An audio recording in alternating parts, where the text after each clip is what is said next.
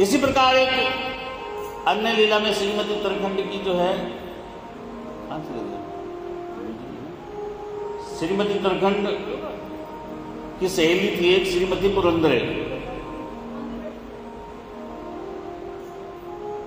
श्रीमती पुरंदरे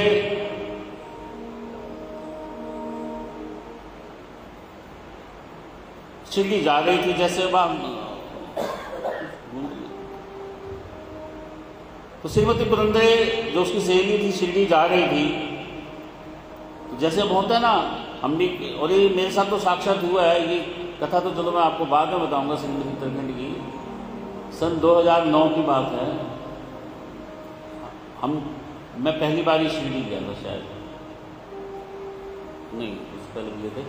तो हमारी पार्टी जाती थी, एक बहन थी हाउसिंग बोर्ड में, तो हमने उनको जैसे पता लगा कि मैं शिरडी जा रहा हूँ, उन्होंने मुझे एक डब्बी में कुछ बना के दिया। वो पता नहीं किस चीज़ का हलवा था, वो कुछ था, तो उन्होंने वो डब्बी दी मुझे। और क्योंकि हमने अगले दिन पहुंच जाना था, शताब्दी पे चलते, सीधी ट्रेन थी, तो कहते भोग लगवाना। वहाँ इतनी भीड़ देख के मैंने सोचा कौन, मैं डब्बी तो ले गया, लेकिन जैसे मैं डब्बी लेके वहाँ आगे खड़ा हो, मैं तो ऐसे ही दिखा रहा था। इतने में उस पुजारी को जो वहाँ खड़े थे, समाधि मंदिर में जो खड़े होते हैं, उनको पता नहीं क्या, उन्होंने ऐसे मेरे को बुलाया, जो दिया डब्बी, ऐसे पकड़ाया और ऐसे उनके समाधि को लगा दिया। और मैं हैरान हो गया कि क्या बाबा ने कैसे स्वीकार करा। और आगे मैंने बताया तो वो बहन भी रोने लगी। बोलो साईनाथ। मतलब इतनी भीड़ में आप समझ नहीं सकते, वहाँ तो ऐसे आगे धकेलते हैं, तो लेकिन मैं तो डब्बी को सिर्फ ऐसे, और स्पेशल पुजारी ने ऐसे से मुझे बुलाया, जाओ डब्बी पकड़ाओ मुझे।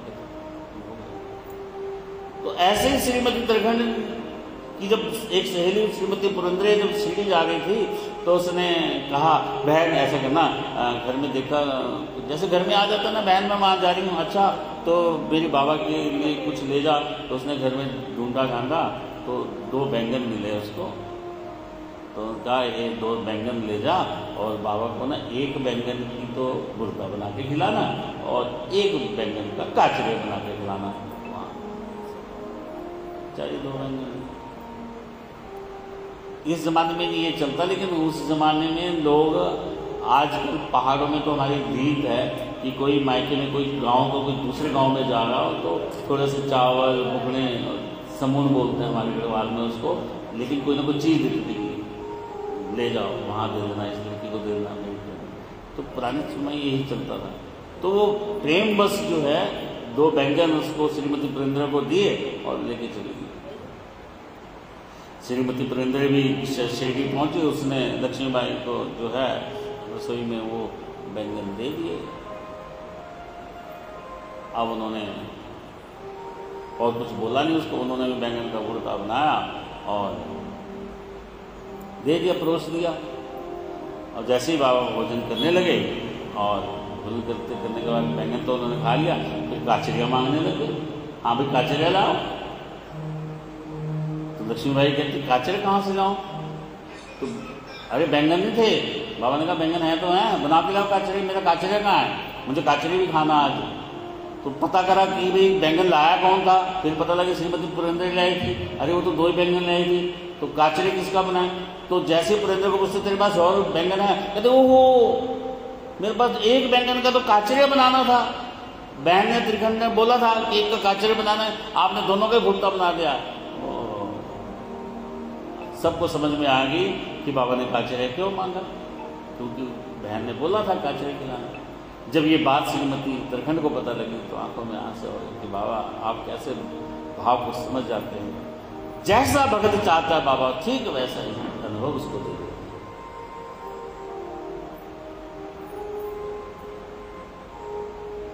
ये तो बाबा ने काचरे मांगते क्यों, लेकिन भगत ने काचरे कहा था और बाबा ने उसके शब्द को पूर्ण करना था, उसके विश्वास को दृढ़ करना था और उसको ये संदेश पहुंचाना था कि तू मुझे खिलाना चाहती थी और मैंने मांगा। लेकिन ये कब होता है? जब आपका प्रेम निस्वार्थ हो, जब आपका प्रेम जो है पवित्र हो, जब आपके किसी के प्रति श्रद्धा हो, तब ये चीजें उत्पन्न होती है। नहीं तो बगैर श्रद्धा के नहीं। इसलिए बाबा ने पहले श्रद्धा का आखिरी सबूत कहा।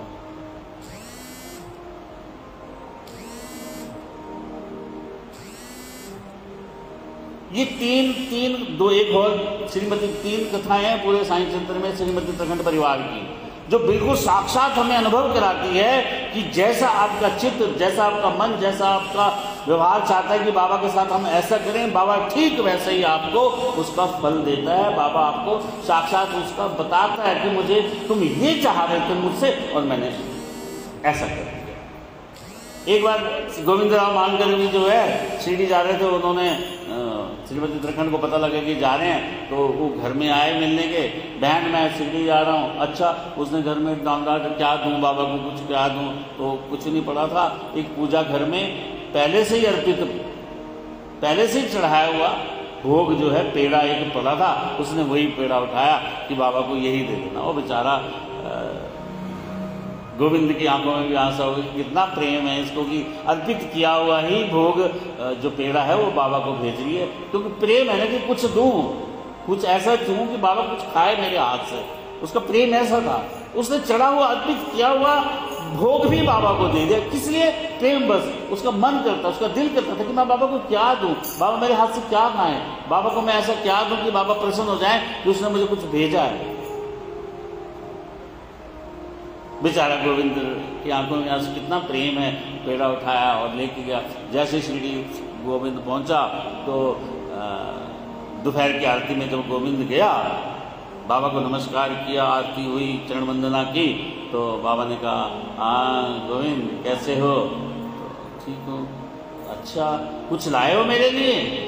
तो गोविंद ने कहा नहीं जी, जो लाया था दे दिया। अच्छा कुछ नहीं लाए? गोविंद कहता नहीं जी। फिर भी उसको समझ में नहीं आ रहा। अच्छा, शाम को फिर गोविंद गया तो बाबा ने पूछा, आरती खत्म हुई तो बाबा ने फिर पूछा, अरे गोविंद कुछ लाया है मेरे लिए? अरे बाबा आप दोपहर को भी पूछ रहे थे कुछ लाया है, मुझे समझ नहीं आ रही बात। अरे समझ क्यों नहीं आ रही? माँ ने तुझे चलते हुए क्या पेड़ा नहीं दिया था, वो मेरा पेड़ा कहाँ है? और शिव को पटकता है, अरे हाँ सच्ची सच्ची, और श्रीमती बहन उत्तराखंड ने पेड़ा दिया था, और वो तो वहीं रह गया बाड़े में जहाँ मैं ठहरा हुआ था। अरे फटाफट जाता, क्योंकि वो बैग वही था, उसी में रह गया वो बेचारा। फटाफट गया बाड़े में, वहाँ से पेड़ा लाया और बाबा को दिया। जैसे बाबा को पेड़ा मिला, बाबा ने बड़े स्वाद से खाया और बेचारे गोविंद की आंखों में आंसू की, हे मेरे साईं कितना दयालु है, तो कितना कृपालु है, भक्त की दी हुई चीज़ को याद रखता है और भूल गया तो भी याद करा दे। इसलिए कोई वस्तु की भूल भी जाए तो बाबा याद करा देते थे, भक्त को विश्वास दिलाते थे कि तू जो चाहता था मैंने वो किया। इसलिए तीनों जो लीलाएं हैं श्रीमती उत्तराखंड की, पिता पुत्र का भोग लगाना,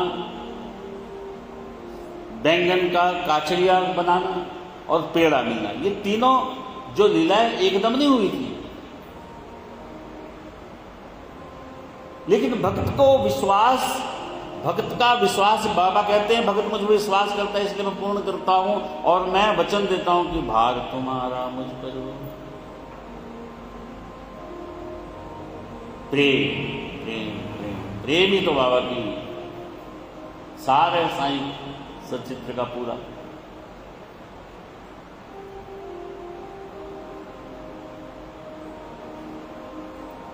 जो आप चाहते हो वैसा हो जाए। इस बार एक ही नाना साहेब चांदरपुर जो पंढरपुर के मामलतदार थे, उनका तबादला पंढरपुर को हो गया। अब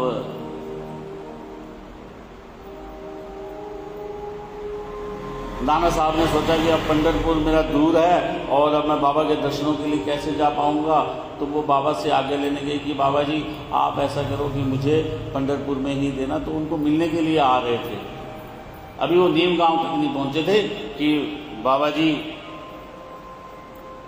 ने अपने मालसपति को और दूसरे भक्त 2-3 भक्त वहां बैठे थे, अरे चलो एक भजन करते हैं। तो भजन के क्या बोलते? पंढरपुर ला जाए पंढरपुर ला जाए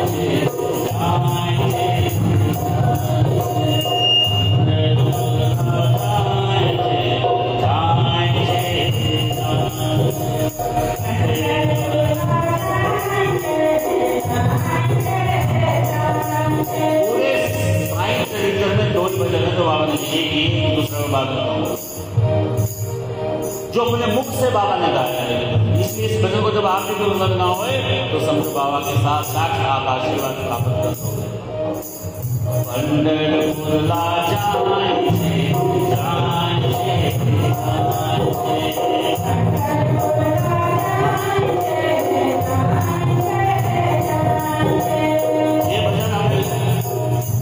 सिखाता है, प्रेरणा देता है। ये लीला हमें इस भजन की ये बताती है कि जैसा आपका चित्त हो, जैसा आपका मन हो, बाबा ठीक वैसा अपना मन बना लेते हैं। पंढरपुर ला जाए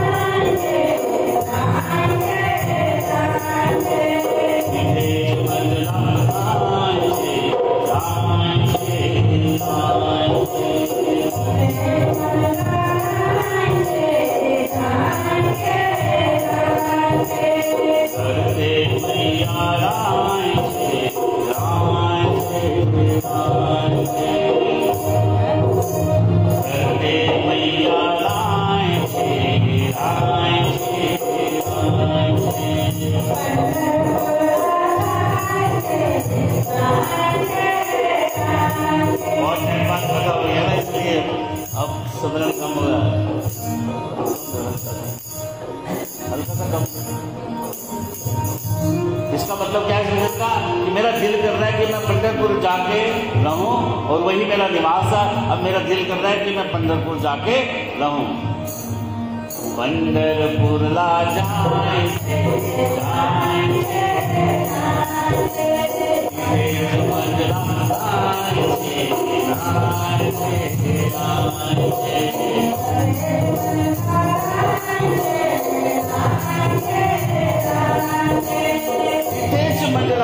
मतलब कि वहां रहने का दिल कर रहा है। पंढरपुर अब मेरा घर बन गया है, मेरा दिल कर रहा है कि मैं पंढरपुर में जाके रहूं और वहीं जाके आराम से संतोष से विचरण करूं। वही मेरा घर है। पंढरपुर ला जाए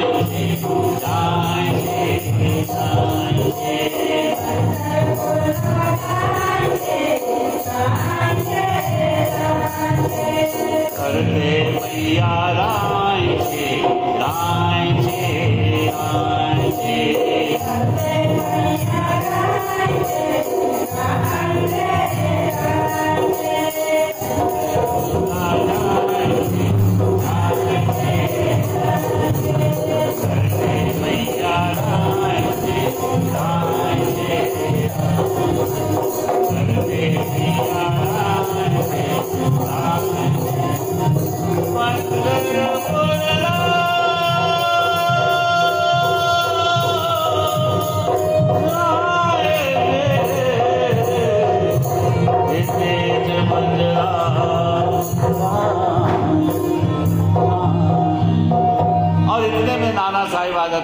और नाना साहिब विनती करते हैं कि बाबा जी मेरा पंढरपुर तबादला हो गया है और आप वहां पर मुझे दर्शन देते ना। तो भगत बोलते हैं अरे बाबा उसी भाव में तो थे अभी। अब बाबा तो वही बोल रहे थे, अभी भजन गा रहे थे कि मैं वहां पंढरपुर जाना चाहता हूँ, वही मेरा घर है, मैं वहीं रहना चाहता हूँ। और कहते हैं शिरडी पंढरपुर की परिधि में आती थी। पटवारियों ने जो पूरा नपाई की थी उसके अनुसार जो है शिरडी गांव जो है पंढरपुर की परिधि में आता था। इसलिए बाबा ने पंढरपुर की परिधि में आने के कारण क्योंकि कृष्ण का घर है और द्वारका माई मस्जिद को नाम दिया। बोलो साईनाथ महाराज की।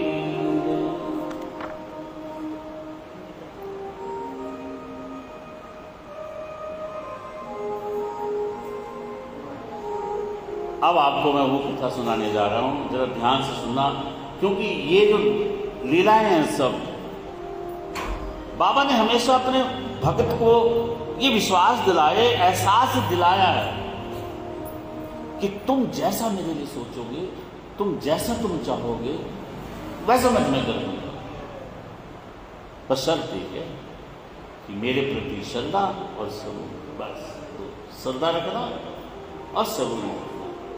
सबूरी मतलब सब्र, कि अगर मैं तुम्हें कष्ट में भी रखूं तो घबराना नहीं, सब्र रखना। हम साईं भक्तों पे कई बार बहुत कष्ट आते हैं तो कई बार मुझे लोग बोलते हैं कि जब से मैं बाबा जी के पास आने लगा तब से मुझे सुख होने लगा। क्यों? जब से नहीं था तो और तेज नहीं हो रहा था तब। या जो शंकर को ही पूछते हैं, जो हनुमान को पूछते हैं, उनको पूछ के देखने जाओ, उनको कभी उनके घर में कभी क्लेश नहीं होता क्या? उनको कभी दुख नहीं होता? उनकी कभी दुर्घटनाएं नहीं होती? तो ऐसा कैसे मन में धारणा कर ले कि जब से मैं साईं बाबा को करने लगा? अरे साईं बाबा या भगवान क्या, सब ईश्वर है, एक ही तत्व है।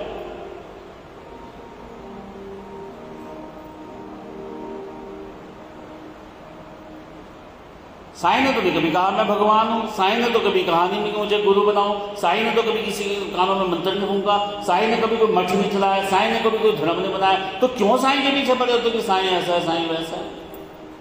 अरे वो तो सीधा साधा संत, प्रेम करने वाला संत। उसने कभी मुसलमानों को ये नहीं कहा कि तुम मत आओ, उसने कभी हिंदुओं को नहीं कहा कि तुम मत आओ। अगर वो हिंदू थे तो उर्स का मेला क्यों भरवाते थे? अगर वो मुसलमान थे तो धूनी में क्यों लकड़ी जलाते थे, घंटा नाद क्यों करते थे, शंख क्यों मस्जिद में बजने देते थे?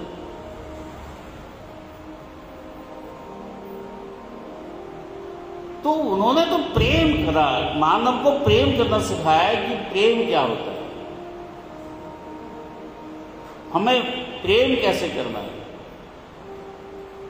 सबको पता है कि कण कण में भगवान है, हर प्राणी में भगवान है, फिर भी हम एक दूसरे को विरोध करते हैं।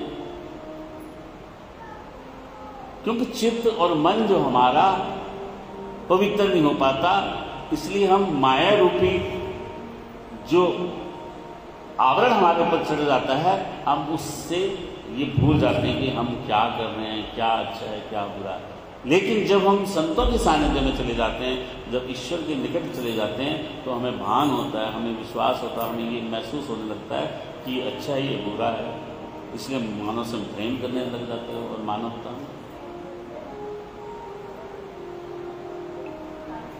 पूरे साईं चित्र को पढ़ते पढ़ते हर वीरवार को जब मंदिर बना था तो मेरा प्रण था कि मैंने कभी साईं चित्र नहीं पढ़ा। आप यकीन नहीं करोगे कि जब मैं मंदिर बन भी चुका था तब भी मुझे ये नहीं पता था कि 11 वचन होते क्या हैं। दिल्ली से कोई भगत आया, उसने कहा तुमने 11 वचन नहीं लिखे हुए। मैं कहा वो क्या होते हैं? तो आप सोचो,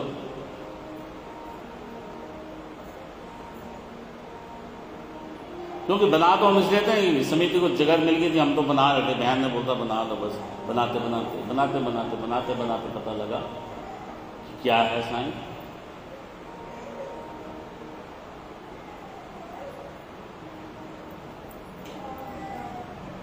हर वीरवार को जो अध्याय पढ़ता तो एक वीरवार को जब चोलकर की कथा आई तो ये चोलकर की ऐसी कथा है साईं सत्र में जो साक्षात प्रमाण करती है इस बात का कि जैसे भक्त की निष्ठा होती है, जैसे भक्त का विश्वास होता है, साईं उसको पूरा करता है। एक बार दासगणु महाराज जो है, दासगणु महाराज बांद्रा में शिव मंदिर में एक बार कीर्तन कर रहे थे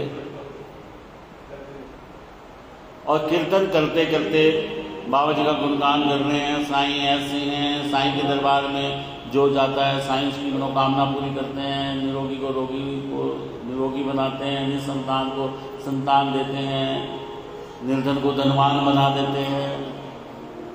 बहुत बड़ाई कर रहे थे।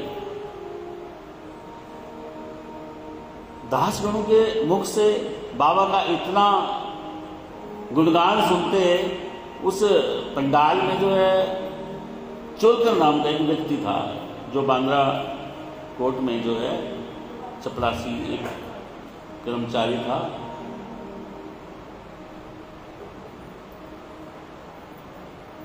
चपरासी तो लेकिन वो कार्य करता था कोई, तो उसने उसकी लेकिन वो कच्ची टोकरी थी उसकी। तो जब देखा उसने कि दासगणु महाराज कह रहे कि साईं के इस दरबार में जो जाता है, साईं की जो कथा श्रवण करता है, साईं के जो सिद्धि में एक बार चले जाता है, जो एक बार बाबा के दर्शन कर ले, बाबा उसकी मनोकामना पूरी कर देते हैं, बाबा ये देते हैं, बाबा वो देते हैं। तो चोलकर जो है कथा को ध्यान से सुन रहा था और सोचने लगा कि क्या सच में बाबा ऐसी मनोकामना पूरी करते होंगे? क्या सच में ये शिरडी वाला ये संत सबकी मनोकामना पूरी कर देता है? अच्छा, तो तो उस कथा में बैठे बैठे चोलकर जो है, दास गणु महाराज का क्या नियम था कि वो बाबा का चित्र लगा के फिर भजन किया करते थे। तो वो चित्र को नमस्कार करते हुए चोलकर कहता है कि हे साईं, अगर तू सच में इतना दयालु है, अगर तू सच में इतना कृपालु है, तो हे साईं मेरी भी एक अर्ज सुन लो। मैं भी ये देखना चाहता हूँ, मैं भी आपका आशीर्वाद ग्रहण करना चाहता हूँ। मैं भी चाहता हूं कि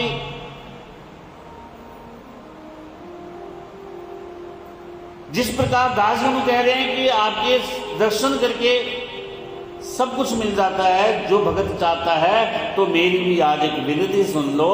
मेरी नौकरी कच्ची है और मेरी नौकरी पक्की कर दो।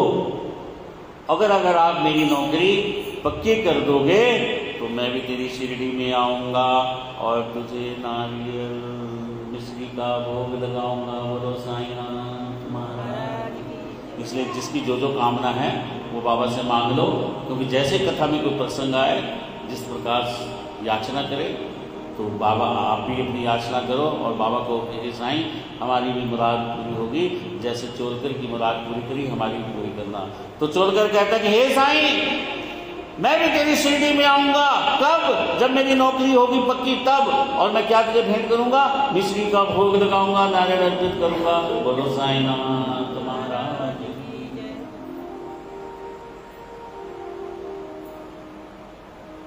समय ने पलटा खाया, विभागीय परीक्षा हुई, चोलकर ने परीक्षा दी और उसकी कच्ची नौकरी से पक्की नौकरी हो गई। अब क्या रह गया था? पक्की चल रही है।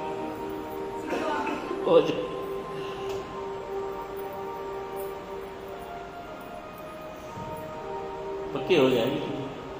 काफी कथा सुन रही है, बाबा करता है।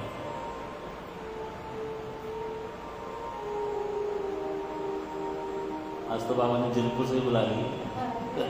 चलो बाबा ताली बजाओ इनकी, बाबा की कथा सुने तो बाबा ही खींच लेता है। और मैं आज पुरानी सीढ़ियाँ देख रहे तो आप ऊपर वाले हाल में भी कथा सुन रहे थे। आज देखो, हाँ मैंने उसमें भी देखा था। तो आज बाबा ने साक्षात किया। बोलो साईं नाथ महाराज की। 2012 वाली कथा में थे।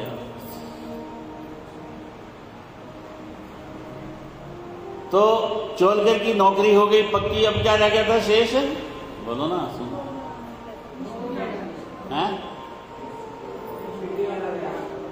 शिरडी जाना और मिश्री का प्रसाद हैं? मिश्री का प्रसाद। साबित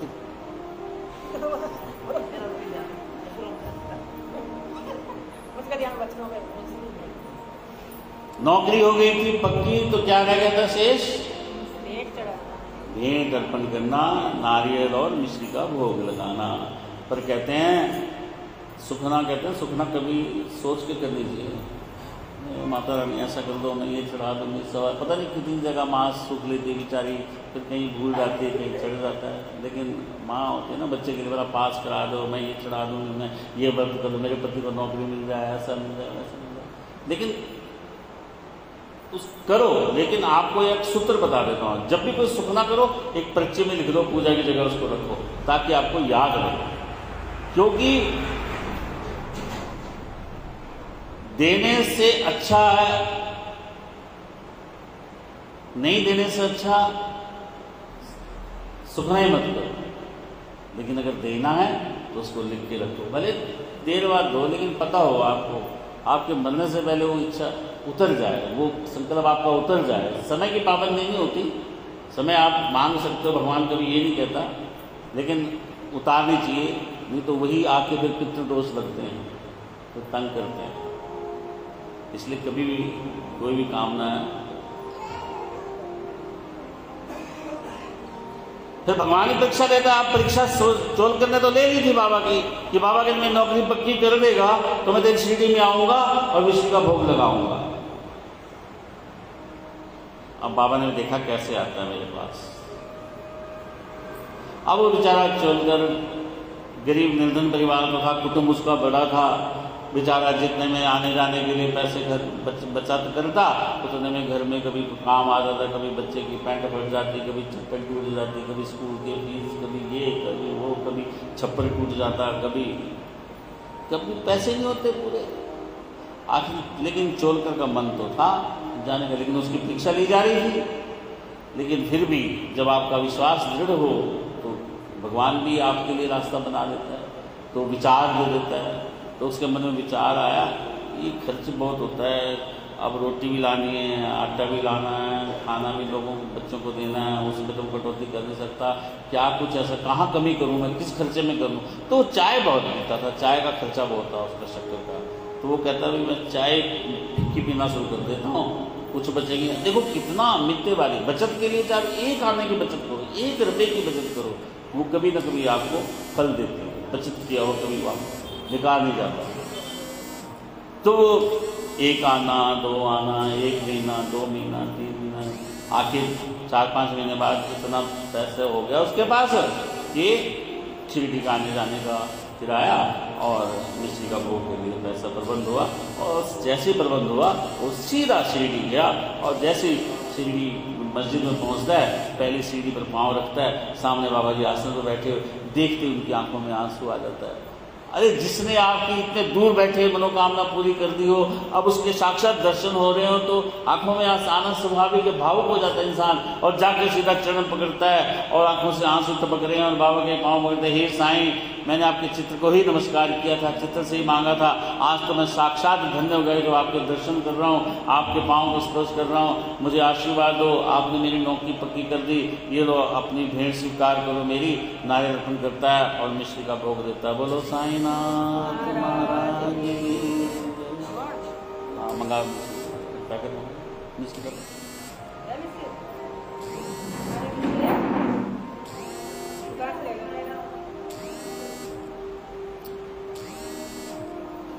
मिश्री का भोग अर्पण करता है। बाबा जी मस्जिद में बैठे सभी लोगों को मिश्री का प्रसाद वितरित करवाते हैं, और थोड़ी देर बाद बहुत प्रसन्न हो जाता है, देख रहा है, निहार रहा है कि देखो वो साईं है जिसने मेरी इच्छा पूरी कर दी, मेरी नौकरी पक्की कर दी। हे बाबा तू कितना दयालु है, तू कितना कृपालु है। तो जैसे ही जोग जी को वो बाड़ी में भेजते हैं कि अब इनको लेके जाओ, अतिथि है, रहने का प्रबंध करो इनका। तो जैसे ही चलकर जाने लगता है तो पीछे से बाबा बोलते हैं, अरे ओ जोग जी आप इनको चाय जो है शक्कर अधिक डाल के पिलाना, ये फिक्की चाय पी रहे थे। और जैसे वो बाबा बोलते हैं फिक्की चाय पीते हैं, और चलकर पीछे मुड़ता और बाबा के पाँव पकड़ लेता, हे साईं आपको कैसे मालूम कि मैं फिक्की चाय पीता हूँ, शक्कर रहित चाय पीता हूँ। तब बाबा ने कहा, अरे मेरा भक्त चाहे हजारों मील दूर क्यों ना बैठा हो, मेरे निमित्त जब भी कुछ वो अर्पण करता है, कुछ भी मेरे निमित्त कुछ कार्य करता है, तो मुझे पता होता है, क्योंकि मैं उसके हृदय में वास करता हूँ। मेरे पास आने के लिए तूने शक्कर रहित चाय पी कि पैसा बचत हो जाए और मैं वहाँ पहुँच जाऊँ, तो मैं कैसे नहीं तेरी सहायता करता, मुझे कैसे नहीं मालूम है, क्योंकि मैं तेरे हृदय में वास करता हूँ। और चोल करके आंखों में आंसू आ जाते, हे बाबा तू कितना दयालु, कितना कृपालु है। इसलिए जब भी आप बाबा के निमित्त कुछ भी करोगे, कुछ भी करने की सोचोगे, तो याद रखना बाबा आपके हृदय में वास करेंगे और आपकी पुकार सुनेंगे और आपके कार्य को पूरा करेंगे। बोलो साईनाथ महाराज की। और जैसे ही मैंने ये लीला पढ़ी बाबा की, तो मेरे मन में भी आया, आहा जिस प्रकार दास गुरु महाराज ने बाबा का गुणगान करके चोल का जीवन बदल दिया, उसकी नौकरी पक्की कर दी। अरे क्यों ना मैं भी कथा करूं, मैं भी लोगों को बाबा का साईं चित्र सुनाऊं, ना जाने कौन सी कथा में किसको क्या मिल जाए और वो बाबा की शरणागति हो जाए, बाबा उसकी मनोकामना पूरी कर दें। बोलो साईनाथ महाराज की। खुशियाँ कि तूने खुशियाँ